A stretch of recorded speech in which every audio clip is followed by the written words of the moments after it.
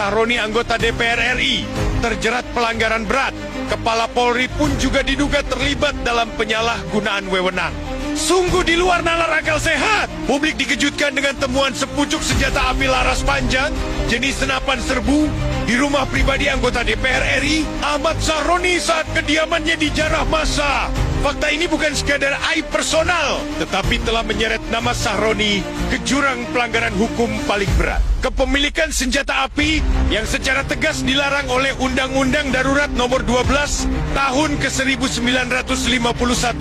Sebagai catatan, undang-undang tersebut menegaskan bahwa senjata laras panjang jenis serbu hanya boleh dimiliki TNI dan Polri, bukan pejabat sipil, sekalipun ia anggota DPR.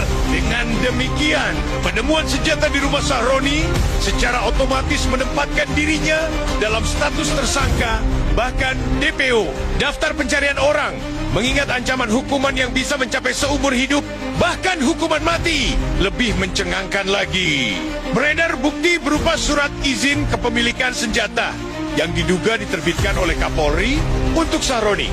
Fakta ini membuka ruang bagi dugaan serius adanya penyalahgunaan wewenang di tubuh kepolisian, sebab Polri tidak berhak memberi izin sipil, apalagi anggota DPR, untuk memiliki senjata laras panjang jenis serbu. Jika benar, ini bukan sekedar pelanggaran prosedural, melainkan skandal besar yang mencederai hukum, mencoreng Polri, dan mengkhianati rakyat.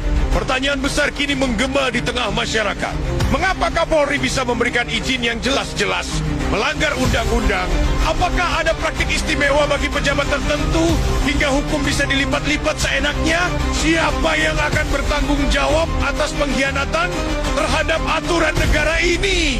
Kepemilikan senjata api ilegal oleh seorang pejabat publik bukan hanya soal kriminalitas, tetapi juga ancaman serius bagi demokrasi dan keamanan rakyat. Seorang anggota DPR yang seharusnya menjadi teladan malah memegang senjata terlarang, sementara aparat penegak hukum justru terlibat dalam melanggengkan pelanggaran itu.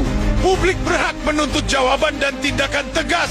Jika hukum masih berlaku di negeri ini, Ahmad Sahroni harus segera ditetapkan sebagai tersangka dan masuk dalam daftar pencarian orang atau DPO.